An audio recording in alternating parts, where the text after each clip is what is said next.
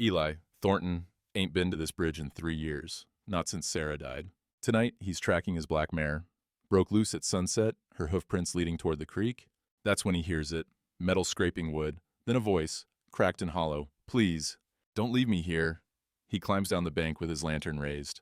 The light cuts through cottonwood shadows and finds her, chained to the support post like livestock. Wrists raw and bleeding, dress torn clean through, mud caked in her hair, eyes that have seen the bottom of hell and kept looking. Eli's 64 years old. Been waiting 3 years to die. Turns out tonight, dying's gonna have to wait. The woman stares at his lantern like it might vanish. Like every light in her life's gone out before. He sets it down slow, kneels in the mud beside her. Who did this to you?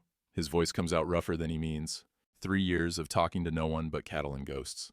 She don't answer. Just watches him like he's the next thing that'll hurt her. He's seen that look before. On horses broke too hard, on dogs kicked too often. He reaches for the chains. Old iron, the kind used on plow mules. The locks rusted solid, keyhole clogged with creek mud. He's got bolt cutters, back at the ranch, but that's 3 miles through darkness. I need to fetch tools, Eli says. 20 minutes. I'll come back. They all say they'll come back. Her voice barely makes it past her lips, but it stops him cold. He thinks about Sarah, how toward the end she'd ask him to stay, and he would, holding her hand while fever burned through her like a prairie fire. He never left, not once. Ma'am, I don't make promises I can't keep, never have. He stands slow, knees creaking, takes off his coat, the heavy canvas one Sarah used to wear every winter for 20 years, drapes it over the woman's shoulders. It swallows her whole, sleeves hanging past her hands. This here's collateral, he says. Man don't leave his coat behind, especially not his dead wife's. Don't know why he said that last part, just came out. For the first time she looks at him different, like maybe he ain't another liar in a long line of them. You count to 1,000 if you need to, Eli says. I'll be back before you run out of numbers. He rides hard, knee aching, mare forgotten. The whole way he's thinking, this is fool's work. He's 64 with a bad back and a ranch that barely breaks even.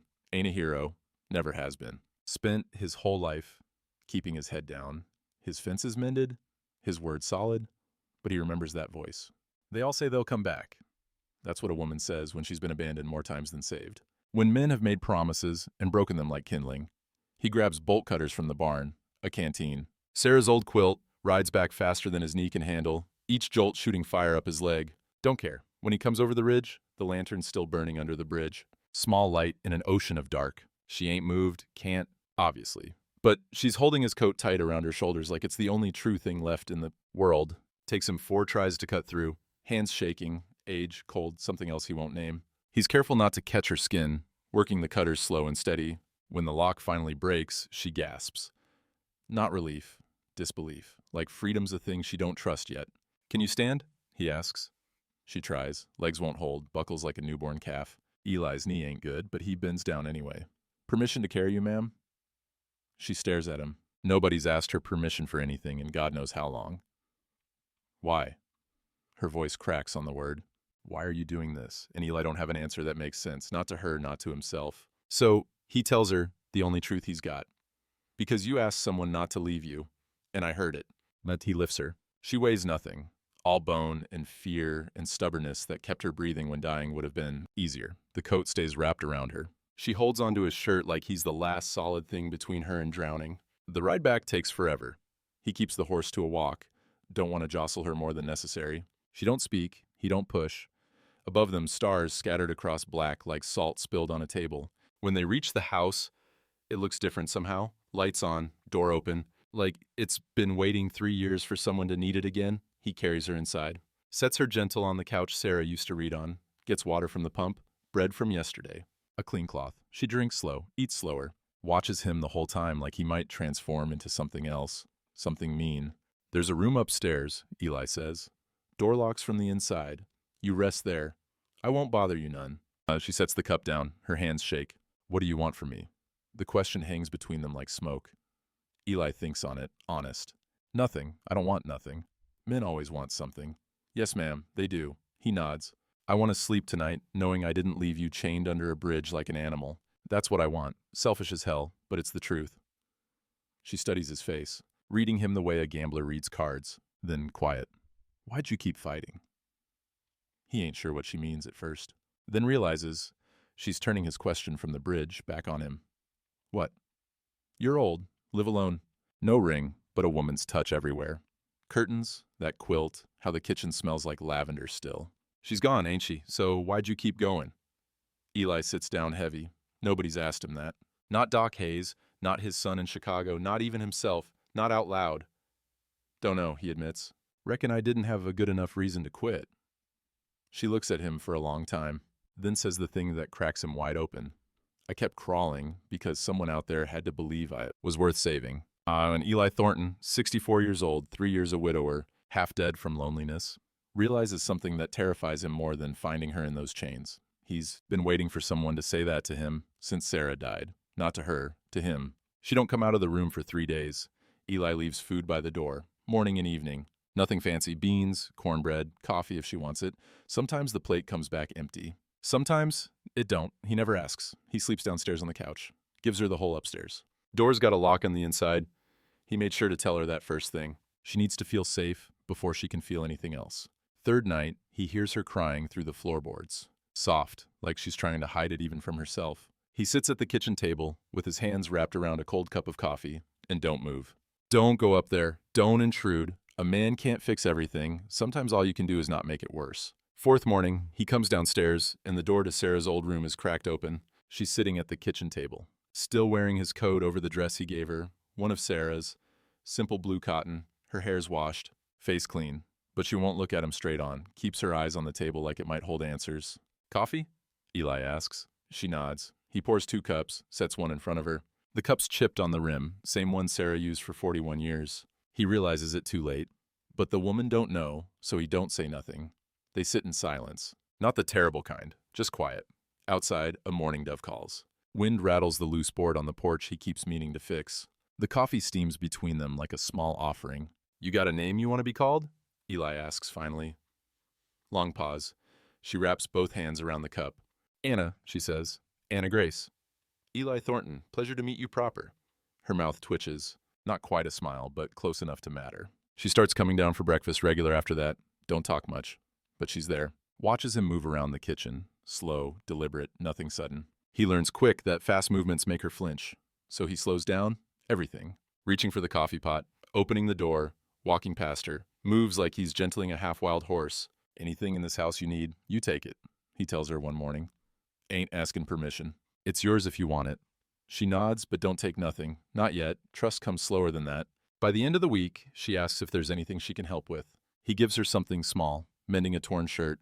She takes it to the porch, works in the afternoon light. Her stitches are tiny, precise. The kind you learn when thread's expensive and mistakes cost you. Doc Hayes comes by on the 5th day for their standing chess game, sees Anna on the porch, raises an eyebrow at Eli, but don't say nothing out loud. Later, when she's back inside, Doc speaks quiet. That girl's been through hell and kept walking. You done right bringing her here. Wasn't planning on it. Best things never are. Doc rides off. Eli watches Anna through the window. She's standing on the porch at sunset, hands on the railing, looking at the horizon like she's seeing sky for the first time in months. Maybe she is. Week 2. She's washing dishes after supper. He's at the table, oiling his saddle. How long was you married? She asks without turning around. 41 years.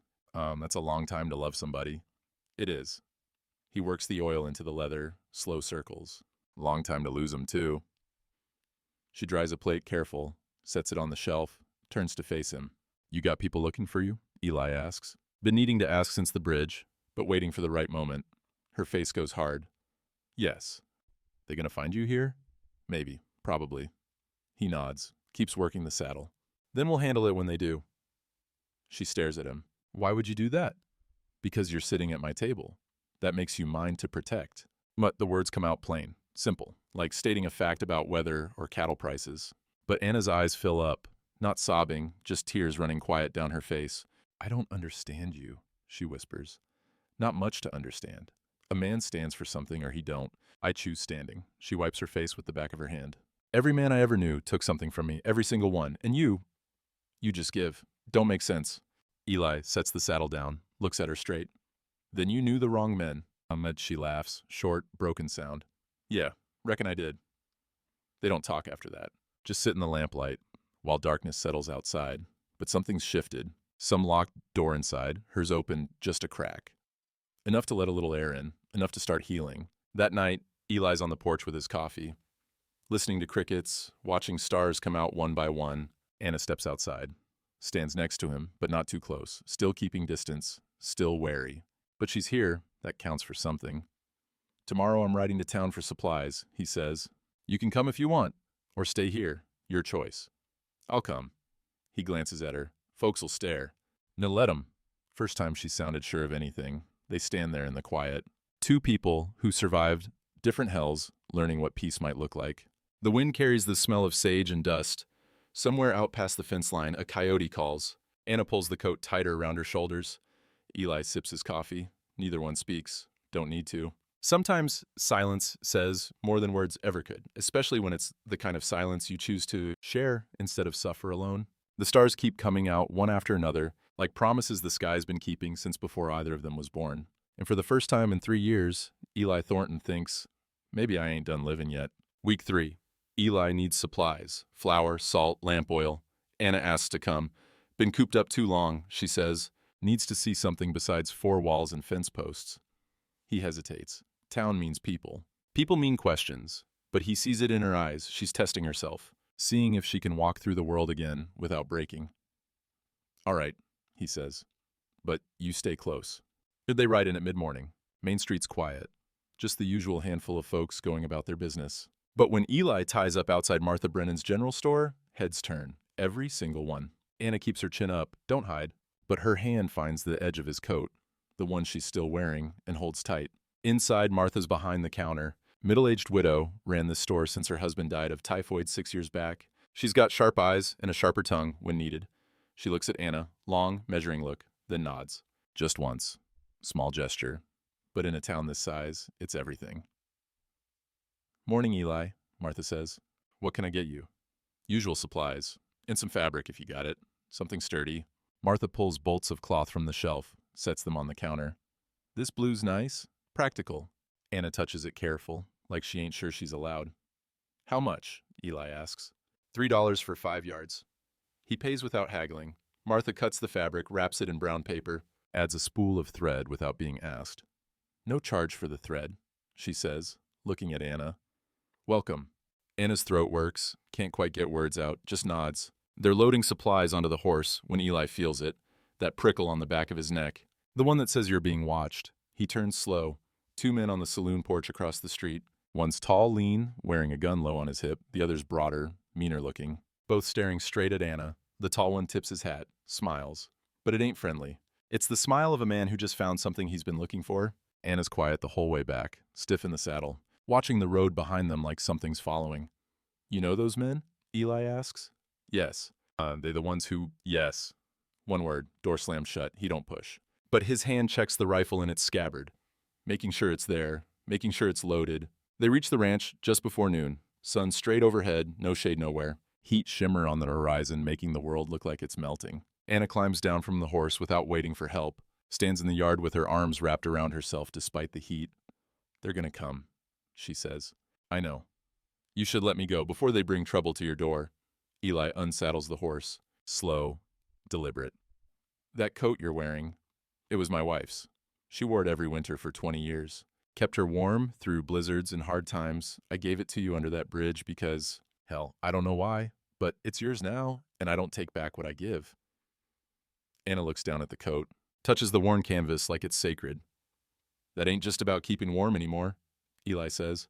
That's a promise, you understand? She nods, tears on her face, but she don't wipe them away. Then we're settled, he says, come what may. Next morning, there's something nailed to the fence post by the road. Eli sees it when he goes to check the water trough. White paper flapping in the wind like a surrender flag. But it ain't surrender, it's a declaration of war. He pulls it down, reads it standing in the dust with the sun beating on his neck. Legal notice. Typed clean, notarized, official looking as hell. Notice of breach of contract. Miss Anna Grace Hart entered into legal employment contract with Vernon Cates. Proprietor, dated March 15, 1883.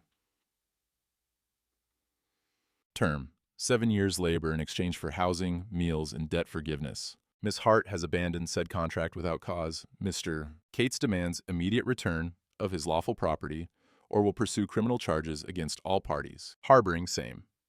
Signed, Vernon Cates, witnessed and notarized by Sheriff Samuel Dalton. Eli reads it twice, then crumples it in his fist. Anna's on the porch when he walks back, sees his face, knows. What is it? He hands her the paper, watches her read, watches the color drain from her face like water from a broken bucket. I never signed that, she whispers. Don't matter if you did or didn't. Man like Vernon Cates makes up his own truth and calls it law. He owns the sheriff, owns the judge, owns half the town. Yeah. Eli sits on the porch step, suddenly feels every one of his 64 years. Reckon he does. Then there's no fight to be had. He wins. He wins if I hand you over. Eli looks at her. I ain't planning on it. Anna sits down next to him, not touching but close. You'll lose everything. Your ranch, maybe your life. Already lost everything that mattered once. Lived through it, figure I can do it again if needed. Why? Her voice breaks on the word. Why would you fight a fight you can't win? Because it's the first fight in 3 years that matters. They sit there in the heat, two people on a porch, staring at a horizon that's about to catch fire. Inside the house, the clock ticks. Outside, the wind picks up, dry and restless, carrying the smell of dust and distance. Somewhere out there, Vernon Cates is making plans. And Eli Thornton's making his own. He don't know how this ends. Don't know if standing's gonna be enough. But he knows this much. He'd rather die on his feet for something than live on his knees for nothing. That's the only math that matters anymore. Hour later, Doc Hayes rides up. Ain't their chest day. Means he's got something to say. Eli meets him in the yard. Doc climbs down slow, favoring his left hip like always. You got a visitor last night, Doc says without preamble. Vernon Cates came by my place asking questions about you. What kind of questions? The kind a man asks when he's sizing up an opponent. How old you are. If you got family. How steady your hands are. If you're the type to back down. What did you tell him? Told him you're stubborn as a mule and twice as ornery. Doc looks toward the porch where Anna's standing. You know what you're doing, Eli? Nope. That's what I figured. Doc sighs. Vernon's got 3 hired men. Floyd, Dutch, and a new one named of Pike. All of them mean. All of them good with guns. Sheriff won't help you. Vernon's got him bought and paid for. And that contract, forged or not, looks legal enough to stand up in court, especially Vernon's court. So you're saying I should quit? I'm saying you're one man, an old man, no offense. This is a fight you can't win. Eli's quiet for a long moment. Then, it's the first fight in 3 years that matters. Doc studies him, then nods slow. All right then. But when it goes sideways, and it will, you come find me. I'll patch you up, both of you. He climbs back on his horse, tips his hat to Anna, rides away, leaving dust and silence. Anna walks down from the porch, stands next to Eli. They watch Doc disappear over the ridge. Still time to run, she says. Where to? Anywhere. Anywhere's just here with different dust. He turns to her. Besides, I'm tired of running from things. Been running from living for 3 years. Time I stood still and faced something head on. The sun drops lower, shadows stretch long across the yard. And somewhere between the house and the horizon, the wind carries the smell of rain that won't come, and trouble that will. Morning after the letter arrives, Eli's in the barn mending tack when Anna appears in the doorway, light behind her, face in shadow. There's things you should know, she says, before you make your stand. You don't owe me your story. But you're fixing to fight for me. Ought to know what you're fighting for. Eli sets down the leather strap, waits. She steps inside, sits on a hay bale, hands folded in her lap like she's holding something fragile. I was born in Missouri, she starts. Little town called Carthage. Mama died when I was 8. Fever took her in 3 days. Papa left right after. Just walked out one morning and never came back. Her voice is steady, too steady. The way people talk when they've told themselves the same story so many times it don't hurt anymore. My uncle took me in, Mama's brother, Jacob Hart. He was a gambler, cards mostly, sometimes horses, always in debt to somebody. Eli keeps working the oil into the leather, gives her something to focus on besides his face. I thought family meant something. Thought blood protected blood. She stops, swallows hard. When I turned 18, men started coming around. Uncle Jacob said I was pretty enough to be useful. I didn't understand what he meant, not at first. Outside, a crow calls. The barn smells like hay and old wood and saddle soap. He told me I had to help the family, pay back what we owed. I said no, tried to run. Her hands clench. He caught me, beat me till I couldn't stand, locked me in the cellar for 3 days. No food, no light, just dark and rats and my own blood drying on the floor. Eli's hands stopped moving. When he let me out, he said I had a choice. Work for Vernon Cates, or he'd put me in the ground himself. He meant it. I could see it in his eyes. My own uncle, my own blood. And he'd kill me like drowning a kitten if I didn't sign those papers. Did you sign 'em? Eli asks, quiet.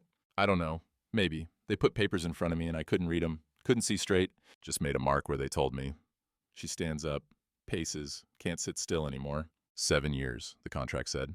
7 years of, they called it employment, called it legal. But it wasn't employment. It was, I know what it was, Eli says. Saves her from saying it. She nods. Grateful. They kept me in a room above the saloon, locked from the outside. Men came and went. I stopped counting after the first month. Stopped fighting, too. Learned real quick that fighting just made it worse. Her voice goes flat, distant, like she's talking about someone else. Vernon was smart about it, never touched me himself. Kept his hands clean, just collected money and made sure I stayed bought. Had 2 guards, Floyd and Dutch. Floyd's the mean one, likes hurting people. Dutch just, he don't care. That's worse somehow. Eli sets the tack aside, stands up slow. One night, about 6 months in, Dutch got drunk, left the door unlatched when he went to piss. I heard it click, waited till his footsteps faded, then I ran. Where'd you go? Anywhere, nowhere, just ran. Barefoot, no coat, middle of winter. Figured I'd rather freeze than go back. She wraps her arms around herself, still cold from a memory 3 months old. Ran for 3 days, hid in barns, stole food from trash heaps, drank from creek water that made me sick. Floyd caught me on the 3rd day, chained me under that bridge, said he was going to bring me back at dawn. Make an example of me so the other girls wouldn't try running. She looks at Eli, eyes dry but haunted. Then you showed up. Eli don't speak for a long minute, just stands there in the barn with dust motes floating through slanted light. Finally, your uncle's still alive? Far as I know. Good. Anna blinks. Good? Means he can live, knowing he sold his own blood for 30 pieces of silver. That's a special kinds of hell, and he earned every bit of it. He picks up the saddle, hangs it on the post, turns to face her square. You think I'm ruined? She asks, voice small, scared of the answer.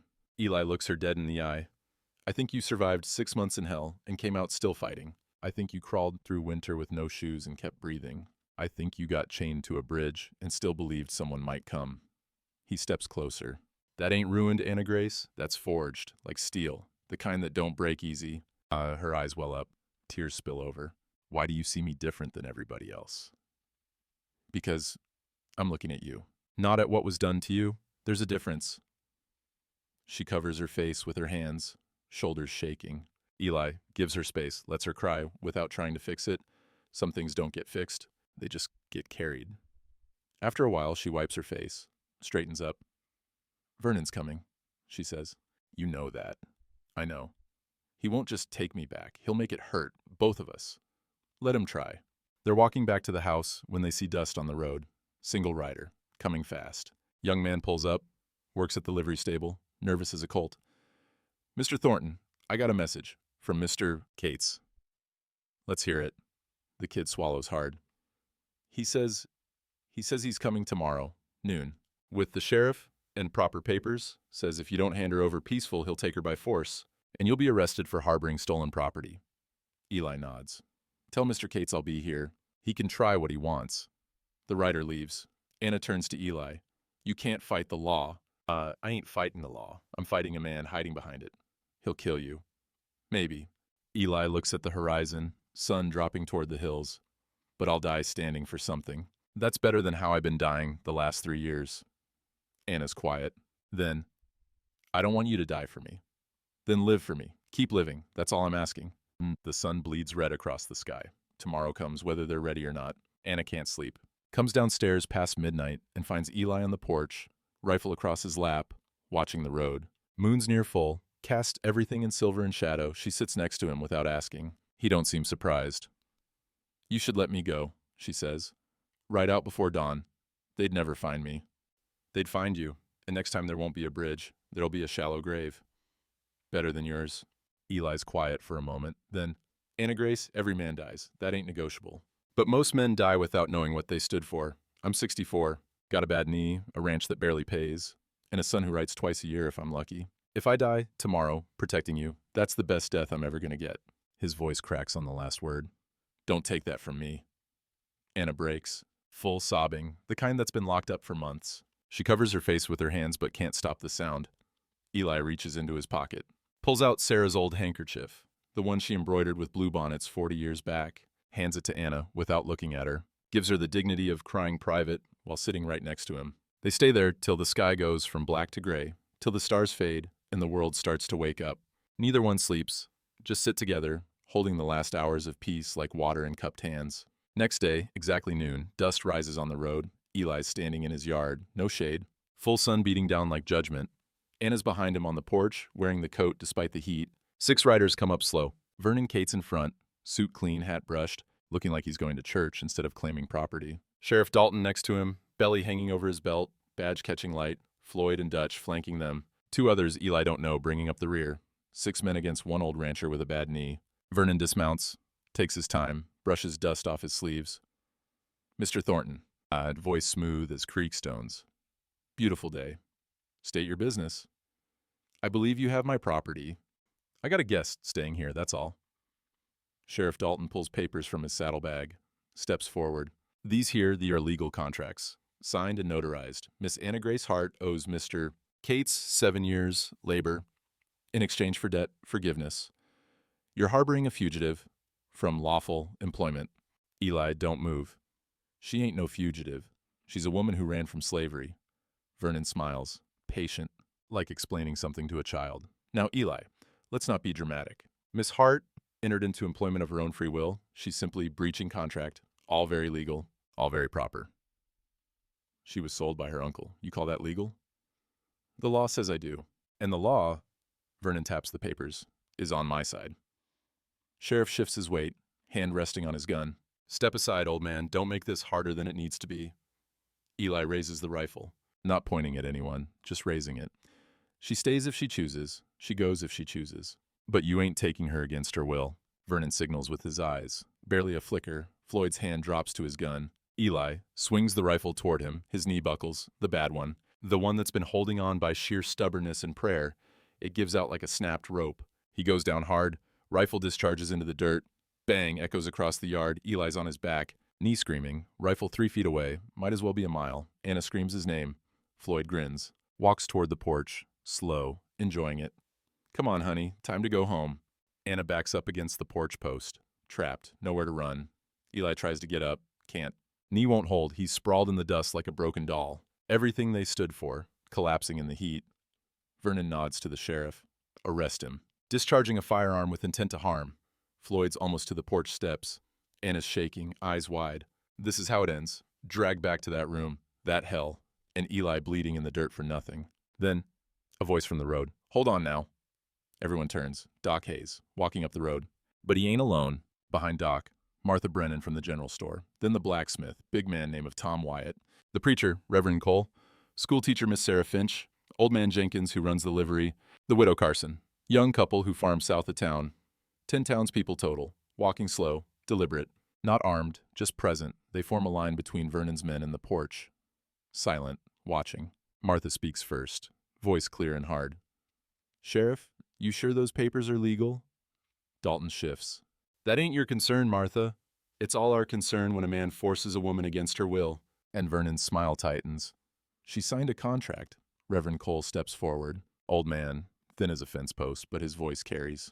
A contract signed under duress ain't worth the paper it's written on. My granddaddy was a circuit judge. I know the law better than you think. Tom Wyatt crosses his arms. Seems to me Vernon's been running roughshod over this town for too long, and we've been letting him. The townspeople don't move, don't threaten, just stand there, witnessing. Doc helps Eli to his feet. Eli leans heavy on him, legs shaking, but he's standing. Vernon's face hardens. You people have no idea what you're doing. We know exactly what we're doing, Martha says. We're standing up. Floyd looks at Vernon. You want us to what? Doc interrupts. Shoot unarmed townspeople in broad daylight? In front of witnesses? See how that plays with the circuit? Judge.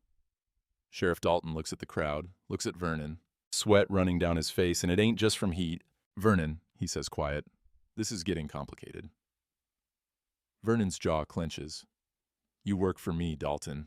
I work for the county, and the county's watching. Anna steps forward, off the porch, past Eli. Standing in the open, she takes off the coat, folds it careful, hands it to Eli, then turns to face Vernon and every man with him. Her voice shakes at first, then steadies, grows. You really want to know if I'll come back? She says. You want to know if I'd rather live with this old man than in your pretty rooms with your clean sheets and your locked doors? Vernon's eyes narrow. Anna's voice rises, loud enough for everyone to hear. He protected me when nobody else would. He saw me as human when you saw me as property. He asked my permission before touching me. He gave me a locked door and privacy, and didn't ask for nothing in return. Tears on her face, but her voice don't break. I'd rather die free on this porch than live one more day as your slave. You can call it employment. You can call it legal. You can call it whatever makes you sleep at night. But I know what it was. And so does everyone here. The townspeople don't move. Martha nods, slow, deliberate. Reverend Cole removes his hat. Amen. Vernon stares at Anna, at the townspeople, at the sheriff who's suddenly finding his boots real interesting. He can't win this. Not with witnesses, not with the whole town watching. His power is built on silence and fear, and the silence just broke. This ain't over, Vernon says. Voice tight, controlled, but his hands are shaking. Yeah, it is, Doc says quiet. You just don't know it yet. Vernon mounts his horse, jerks the reins hard. Floyd, Dutch, we're leaving. Floyd looks like he wants to argue. Sees Vernon's face, backs down, the 6 riders turn, ride back down the road, nobody speaks till the dust settles. Then Martha walks up to Anna, puts a hand on her shoulder. You did good, honey. Anna collapses, falls to her knees in the dirt, sobbing so hard she can't breathe. Martha kneels next to her, holds her. It's all right. You're all right now. The other townspeople gather round, not crowding, just close, forming a wall of bodies between Anna and the road. Doc's still holding Eli upright. Your knee's shot. Need to wrap it. In a minute, Eli says, watching Anna, watching the town hold her up. Reverend Cole says a quiet prayer. Miss Finch wipes tears from her own eyes. Tom Wyatt stands with his arms crossed, watching the road like he's daring Vernon to come back. And Eli Thornton, 64 years old, 3 years a widower, 30 seconds ago flat on his back in the dust, realizes something that makes his chest ache. He ain't alone anymore. Neither is she. They got a whole town that just learned the same lesson they did. Sometimes standing up means standing together. And silence only wins if good people keep their mouths shut. The townspeople help Eli inside. Doc wraps his knee tight with strips of clean cloth. Says it'll heal, but he needs to stay off it for 2 weeks minimum. Martha brings a pot of stew, leaves it on the stove without fuss.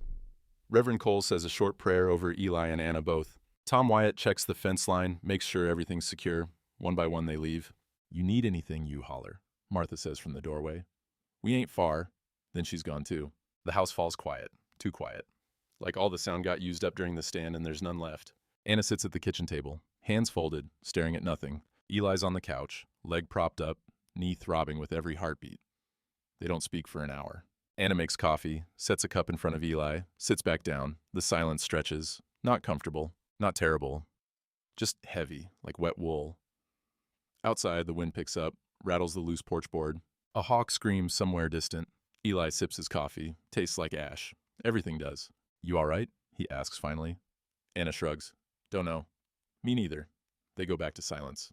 That night, Anna goes to her room, locks the door like always, sits on the bed. She's free. Actually, truly free. No chains, no Vernon, no men coming for her. So why does she feel so empty?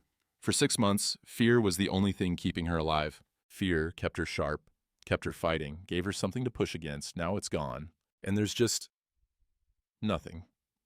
She looks at herself in the small mirror above the dresser. Same face. Same scars on her wrists from the chains. Same hollow eyes. But who is Anna Grace when nobody owns her? Who is she when there's no one to run from? She don't know? The answer. Can't even guess. That terrifies her more than Vernon ever did. Because Vernon was something she could name. Could fight. Could hate. This emptiness got no name. No shape. Just a hole where purpose used to be. She lies down, stares at the ceiling, counts knots in the wood planks till her eyes burn. Don't sleep. Can't. Freedom's supposed to feel different than this. Downstairs, Eli sits in the dark. Knees on fire, but that ain't what hurts. He almost got her killed.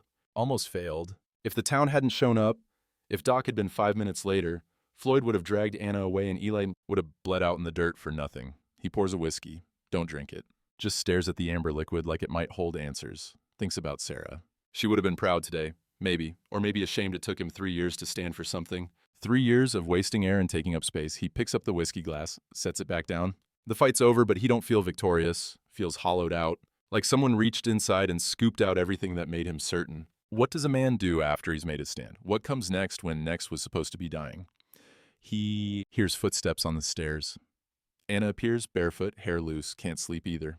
They look at each other across the dark kitchen. Two people who survived the same battle but feel like they lost? Can't sleep? Eli asks. No. Anna sits in the chair across from him, pulls her knees up, wraps her arms around them. You? Knee hurts too much.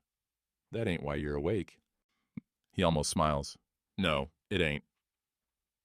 They sit in the dark, clock ticking on the wall, wind scratching at the windows. What do we do now? Anna asks finally. I don't know. Ain't never been here before. Me neither. Long silence. Then, Eli, what if I don't know how to be free? He looks at her, really looks. Sees the same lost feeling he's carrying. Then we'll figure it out together. Why would you do that? Because I don't know how to live again either. His voice rough. Maybe we're both learning the same thing. She's quiet for a moment. Then, what if standing up was the easy part? What if the hard part's what comes after? Then it's hard. Don't make it less worth doing. Anna rests her chin on her knees. I thought I'd feel different. Thought freedom would feel, I don't know, lighter. Yeah, Eli nods. Me too. Does it get easier? Don't know. Ask me in a year. She almost laughs. Broken sound. You think we got a year? I think we got today. That's more than we had yesterday. As they sit there in the shared darkness. Two souls who found each other in hell and don't know how to live in anything else. Outside, the moon moves across the sky. Stars wheel overhead, like they've been doing since before people learned to hurt each other. Inside, two people sit at a kitchen table and don't talk about how scared they are. Don't talk about how victory feels like grief. Don't talk about how freedom's just another kind of lonely when you don't know who you are without chains. They just sit, close enough to hear each other breathe, far enough to still feel alone. And somewhere between the silence and the dark, they both realize the same truth. Survival ain't the same as living, and learning the difference might be harder than anything they've faced yet. First light comes slow, gray creeping through black. Anna's still at the table. Eli's still on the couch. Neither one slept, but they made it through the night. That counts for something. Anna stands, stretches, walks to the window, watches the sun come up over the ridge, red and gold spilling across the plains like a promise the earth makes every morning, whether anyone's watching or not. Eli, yeah? Thank you. For what? For not making me pretend I'm all right. He nods. Don't got words for that. Don't need 'em. She turns from the window. I'm gonna make breakfast. You want eggs? Sure. She moves to the stove. Starts a fire, cracks eggs into the pan. The smell of cooking fills the kitchen. Normal, ordinary, alive. Eli watches her work, watches sunlight touch her hair, watches her move through his kitchen like she belongs there. Maybe she does. Maybe they both do. The silence ain't comfortable yet, but it's theirs, and that's a start. Eli's knees healing slow. Can walk with a cane dock carved from hickory. Anna's been helping with chores, feeding cattle, mending fence, cooking meals that actually taste like something. They've fallen into a rhythm, careful, quiet, like two people learning to walk on new ice. Then the rider comes. Kid from town, same one who brought Vernon's first message. Pulls up fast, horse-lathered. Mr. Thornton, got a message. Eli limps out to the porch. Anna follows. They both know this ain't good news. Let's hear it. Kid swallows, scared. It's for Mr. Cates. He says, since the town wants to play hero, he'll give him a chance to prove it. Spit it out, son. He says if Miss Hart don't turn herself in by Sunday, he'll burn Martha's store, then the blacksmith shop, then the church. One building every day till she comes back, or the town's ashes. The kid's voice cracks. My ma works at that store, Mr. Thornton. We don't got nowhere else. I know. You did right bringing the message. Now go on home. Kid rides off. Anna's face drains white. He's gonna burn the whole town. Yep. Because of me. Because of him. Don't confuse the two. But Anna's already moving. Back inside, grabbing the coat, the one she set aside after the stand. Putting it on. What are you doing? Eli asks. I have to go back. Like hell. Those people stood up for me. I can't let them suffer for it. Martha, Tom, the Reverend, they got families. They got lives. I ain't worth burning down a town for. Yes, you are. No. Her voice breaks. I ain't. And you know it. Eli grabs her arm, gentle but firm. Listen to me. You go back, you'll die. Maybe not today, maybe not this year, but slow. He'll make sure of it. And every person who stood with us will know they stood for nothing. Then what's the answer? How do we stop him without me going back? Eli's quiet, thinking. Then, we don't stop him, we end him. Anna stares. What? Vernon's power comes from one thing, fear. People too scared to stand against him. But we already proved fear can break. Now we gotta prove it can't come back. How? Those contracts he's got, yours and the others. They're forged, all of them. We get those documents, bring them to the circuit judge when he comes through next month. Vernon's finished. Can't buy his way out of federal fraud charges. The contracts are in his office, above the saloon, locked up. Then we go get him. Anna shakes her head. That's suicide. He'll have guards. We'll get caught. Maybe, but it's the only play that saves you and the town both. She looks at him. You can barely walk. Don't need to walk to pick a lock or read a ledger. Just need to be there. Eli, I spent 3 years waiting to die. I ain't waiting no more. We do this, we do it together, or we don't do it at all. Long silence, then Anna nods. Together. That afternoon, Eli rides to Doc's place. Slow, knee screaming with every step. Doc's on his porch, reading, sees Eli's face, sets the book down. You're planning something stupid. Yep. And you want my help. Yep, Doc sighs. Pours 2 whiskeys, hands one to Eli. What's the play? Vernon's threatening to burn the town unless Anna goes back. We can't let that happen. Can't hand her over either. So we break into his office, get the forged contracts, evidence that'll put him away for good. Doc stares.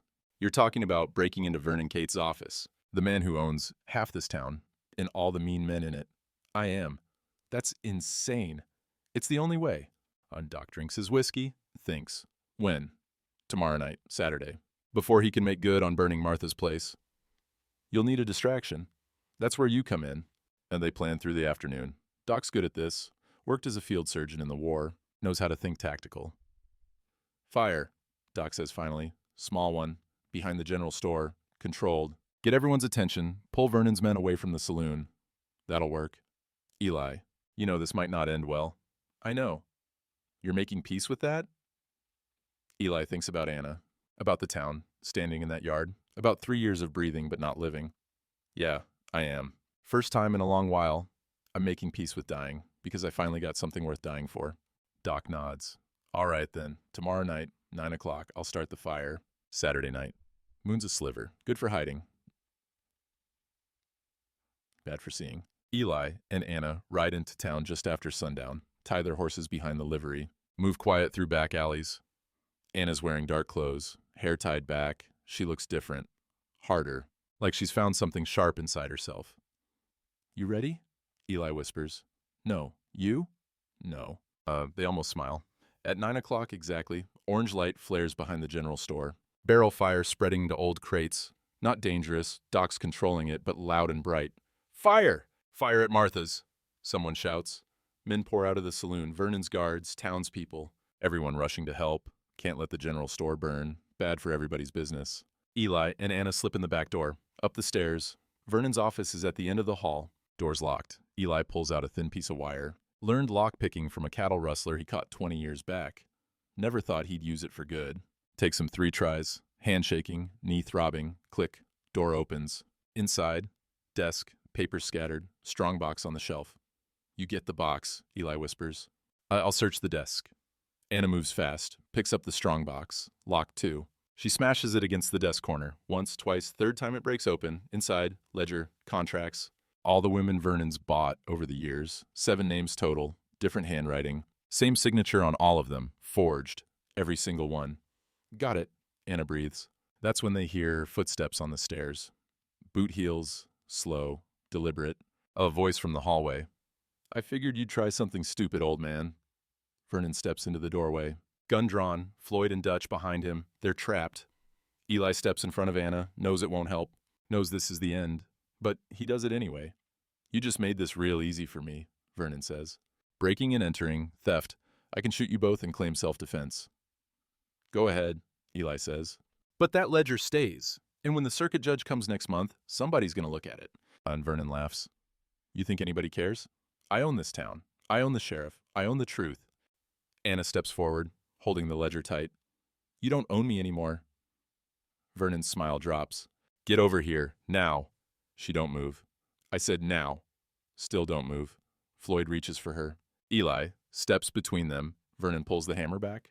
Then, glass shatters. Window breaks. Sheriff Dalton climbs through. Gun drawn, but it ain't pointed at Eli. It's pointed at Vernon. Vernon freezes. What the hell, Dalton? My job, the sheriff says, voice steady. Finally doing my damn job. I pay you. You did. Past tense. Martha came to see me this afternoon. Told me what you threatened. Told me she'd rather lose her store than watch this town lose its soul. Sheriff takes the ledger from Anna, flips through it. This is evidence of fraud, multiple counts, federal crime. Out of my jurisdiction now, Vernon. Out of everybody's. Vernon's face goes from shock to rage to something else. Fear, real fear. For the first time in his life, Vernon Cates realizes his money can't save him. You'll never work in this county again, Vernon hisses. Don't care. I'm done being your dog. Sheriff nods to Eli and Anna. You two all right? Yeah, Eli says. We're all right. Floyd and Dutch back up, know when they're on the losing side. Vernon lowers his gun, knows he's finished. This ain't over, he says. But his voice shakes, and everyone in the room knows. It is over.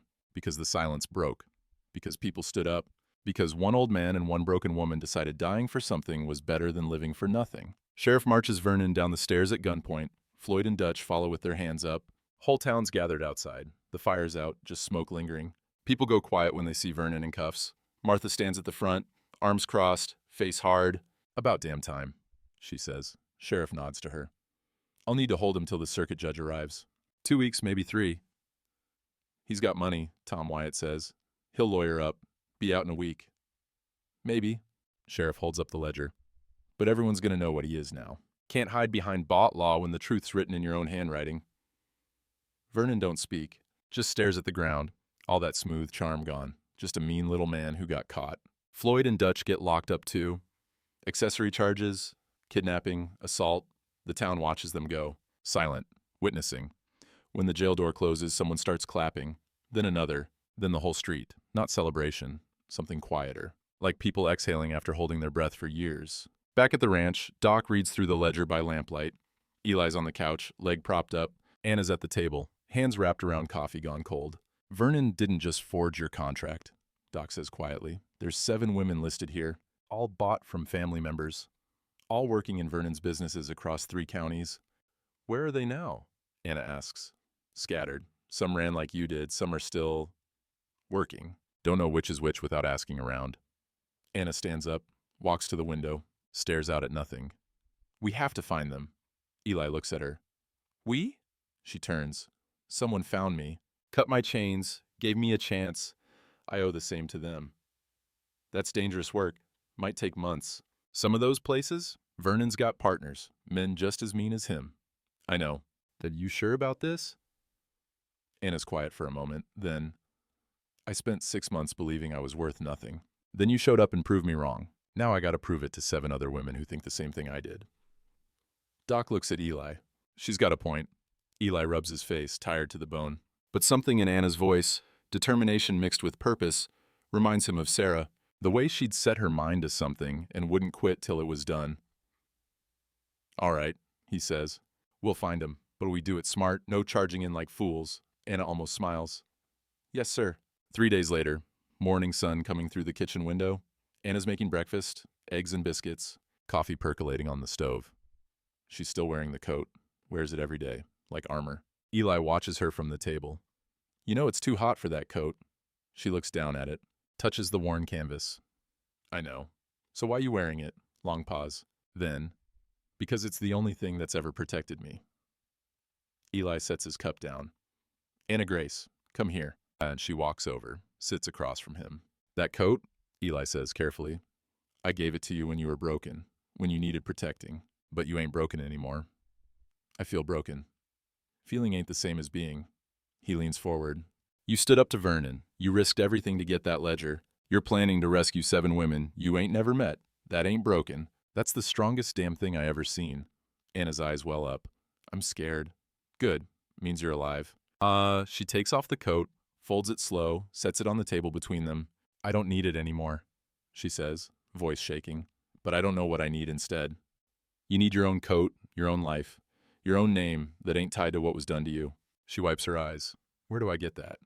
You build it, one day at a time. Same way I'm learning to build mine. Anna looks at the folded coat, Sarah's coat. The one that kept her warm under the bridge, the one that gave her dignity when she had none. You keep it, Eli says. But not because you need it, because you earned it. There's a difference. She nods, picks up the coat, hangs it on the peg by the door, not wearing it, just keeping it close. Like a reminder of where she's been, not where she's going. That afternoon, Martha comes by with news. One of the women from the ledger, girl named Sarah Mills, was working at a boarding house 2 counties over. Ran 3 weeks ago, Nobody's seen her since. I got family near there, Martha says. They'll keep an eye out. Let us know if she surfaces. Thank you, Anna says. Honey, you helped wake this town up. Least we can do is help you wake up some others. After Martha leaves, Anna and Eli sit on the porch, planning. We'll need money, Eli says, for travel, for places to hide them if they're scared, for food and supplies. I got some saved, Martha already offered. And Doc says the church has a discretionary fund. Reverend Cole's willing to help. Anna shakes her head, wonder in her voice. A month ago, I was chained under a bridge. Now I got a whole town helping me save people. You gave them something to stand for. People been hungry for that. What about you? Anna asks. What are you hungry for? Eli thinks on that, long and hard. I was hungry to die, he says finally. For 3 years. Then you showed up and made me hungry to live. Now I'm just hungry to matter.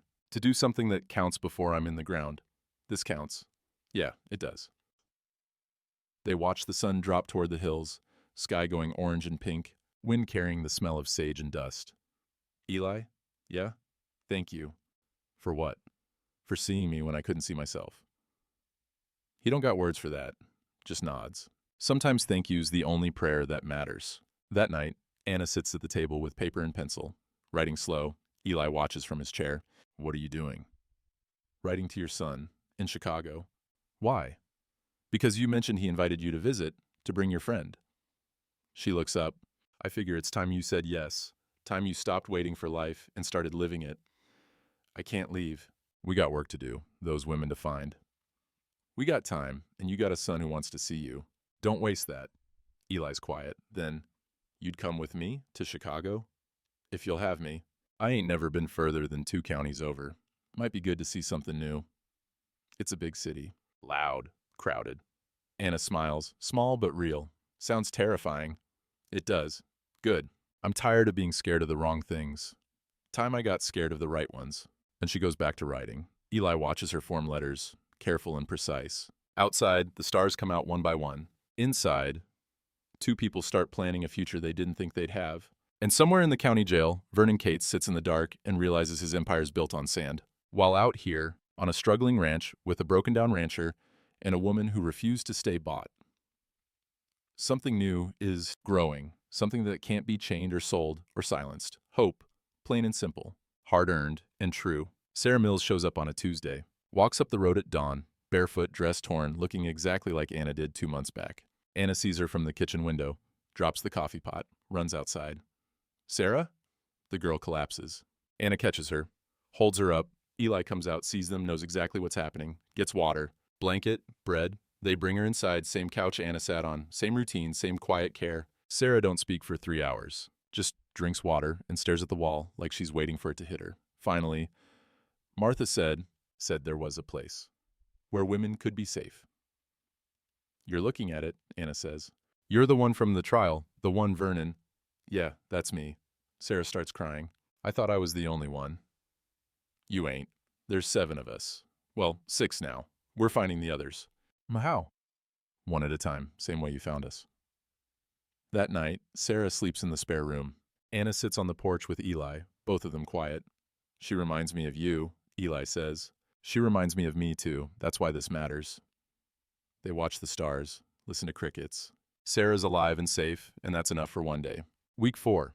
Anna decides to plant a garden. Says she's tired of buying vegetables when she can grow them. Eli watches from the porch, legs still healing. Ground's hard, gonna take work. Good, I like work. She turns the soil with a spade, slow going. Rocky earth that don't give easy, but she keeps at it. Eli limps down with his cane. You're doing it wrong. Oh yeah? Yeah. You gotta break the clods smaller, otherwise seeds won't take. That you wanna show me, or just criticize? He almost smiles, takes the spade, demonstrates. His knee protests, but he ignores it. They work side by side, him breaking earth, her planting seeds. Tomatoes, beans, squash. Anna wipes her forehead, leaves a streak of dirt. How do I look? Like you've been mud wrestling, she laughs. First real laugh he's heard from her. Not polite, not nervous, genuine. Big and loud and free, starts laughing so hard she can't stop. Falls back on her rear in the dirt, holding her sides. Eli stares, then starts laughing too. At nothing, at everything. At being alive to see this moment. 2 people sitting in the dirt, covered in soil, laughing like fools. Sarah watches from the window, sees them, and for the first time since she got here, she smiles. Letter arrives from Eli's son, Tom, postmarked Chicago. Eli reads it on the porch. Anna waits. Well, she asks. He wants us to come, both of us. Says he cleared it with his wife. They got a spare room. Can stay long as we want. You want to go? Eli folds the letter. I don't know. Ain't seen him in 3 years.